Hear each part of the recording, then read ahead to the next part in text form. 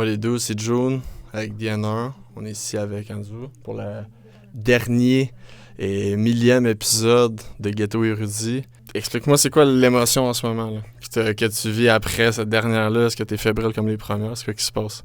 Merci. Je te dirais en toute honnêteté, je pense qu'il y a comme un sentiment de paix, d'accomplissement. On était un peu stressés dans le sens où on n'était pas venus en studio, mon frère puis moi, ni B-Brain, ni Asma, depuis au moins 2 ans.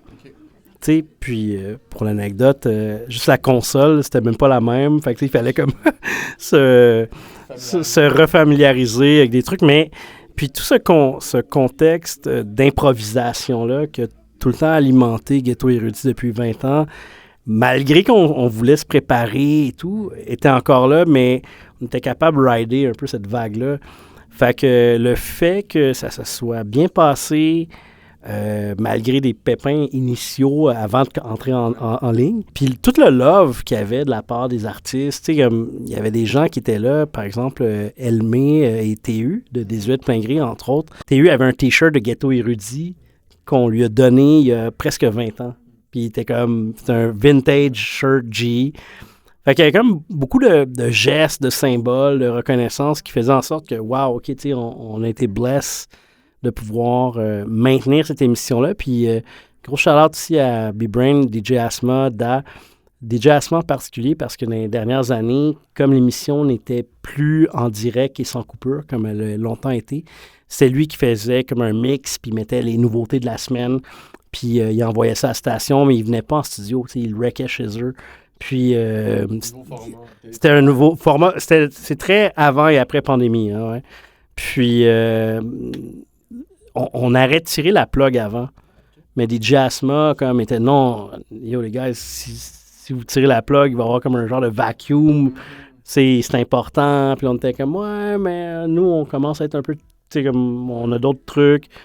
Puis, insister. Puis, le timing était bon. Lui a annoncé aujourd'hui qu'il y avait un gros projet avec Radio-Canada, entre autres. Exactement. Donc, c'était un bon timing. Et donc, c'est ça, pour revenir à ta question, un sentiment d'accomplissement et de paix. Très important, surtout après qu'est-ce que ça avait accompli, toute la promotion. Y a-tu des personnes qui t'ont plus marqué que d'autres en particulier? Ça, c'est vraiment une question tricky parce que, mettons, si je me réécoute, après, je dis « Ah, j'aurais dû dire ça » ou « J'ai pensé... » Mais, tu sais, du tac au tac, je pourrais pas...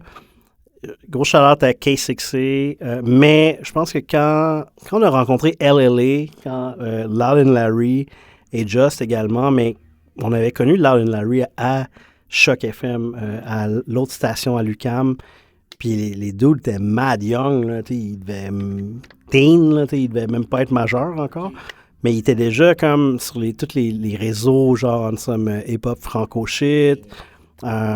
Et puis, les deux venaient, puis freestyler était vraiment dope. Puis, tu sais, de voir l'évolution entre ça, mettons, le projet Erreur de la nature à, mettons, le premier solo de Larry, au projet LLA Gollywood et au solo de Loud, c'est comme des steps, mais tu sais, comme, il y a comme un peu ce sentiment de fierté où, man, on savait qu'il était dope. Puis là, enfin, tu sais, comme il y a une reconnaissance de ça.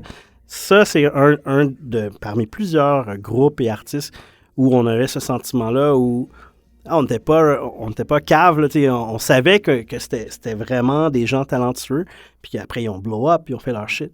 Ça serait un exemple parmi tant d'autres, mais on en a plusieurs comme ça. Je te dirais aussi rapidement, Raccoon. Raccoon est venu ici, il y a déjà plusieurs années, mais il était venu avec ses frères, puis, c'était comme, il était vraiment, artiste de la relève et all that.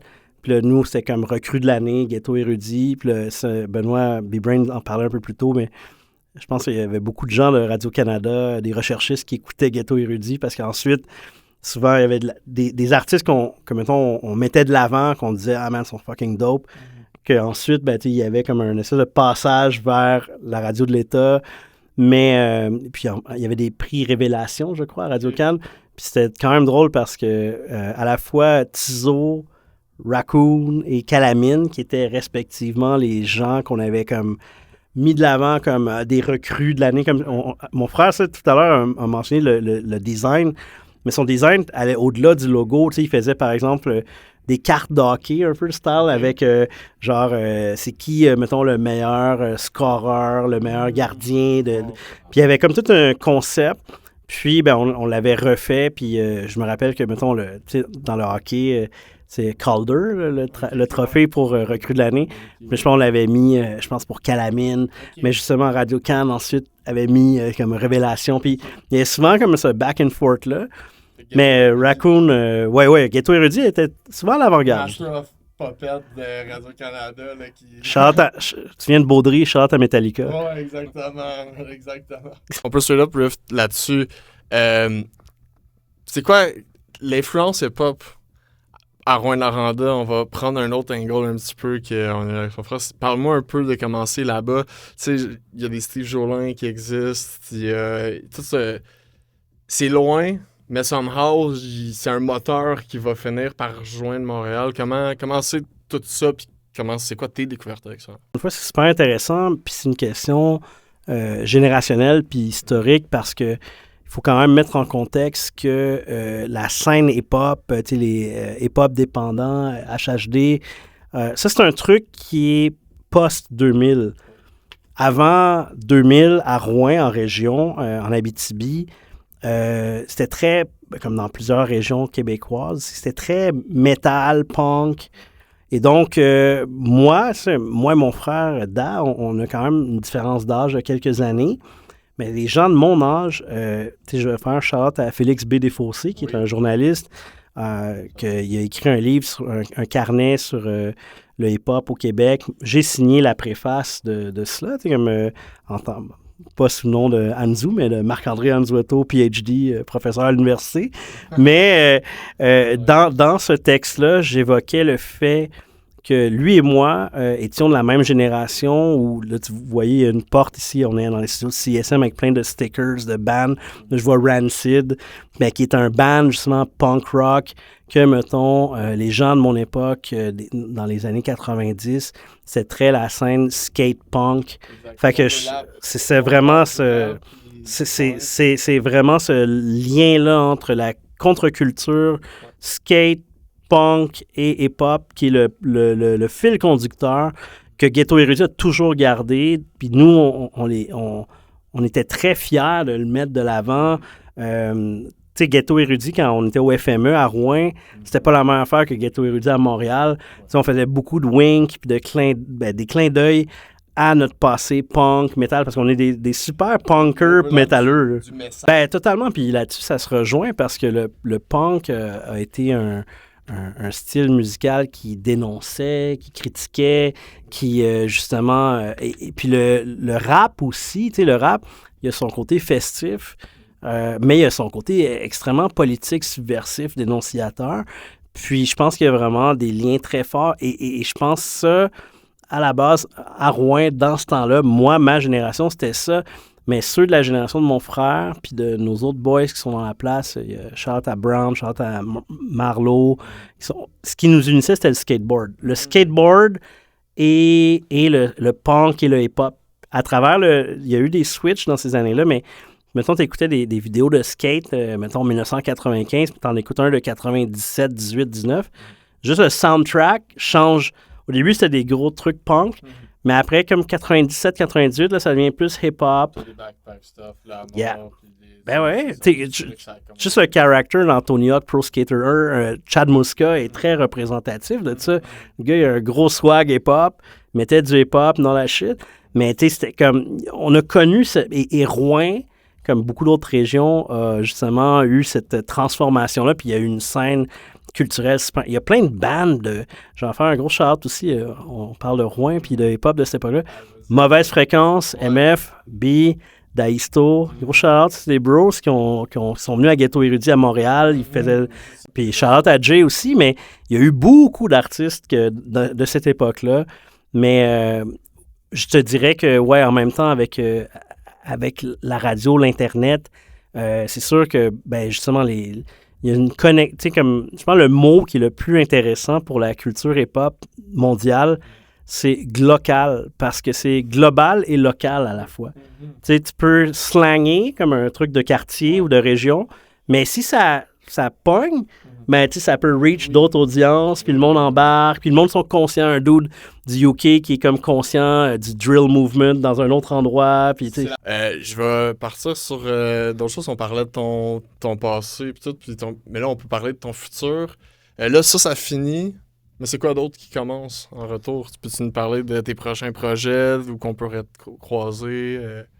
Ben, tu sais, un peu comme mon frère, on est, disons, dans les deux... on a des emplois professionnels qui sont moins liés à la culture hip-hop, mais ceci n'empêche pas la passion et d'autres projets. Dans mon cas, je suis professeur à l'Université du Québec en Outaouais, à l'UQO. Je suis professeur en sciences politiques, en développement international. Un des trucs que j'ai toujours voulu faire, mais je n'ai pas fait encore à ce jour, c'est de développer des programmes de recherche qui touchent la culture hip-hop. En lien avec, mettons, la mondialisation, des trucs comme, chez les... où est-ce qu'il y a des crises migratoires, où il y a justement des enjeux avec des réfugiés. Le hip-hop, c'est souvent une musique qui rejoint, comme qui est une musique de lutte, de struggle, passer des messages. Exact. Fait que ça, c'est quelque chose que j'ai toujours voulu faire, comparer, par exemple, dans les communautés autochtones en Amérique latine, avec ici au Canada. Shout-out, oui. Tout est dans tout. Là. Tout est dans tout.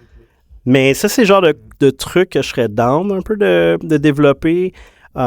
Mais, ça, c'est...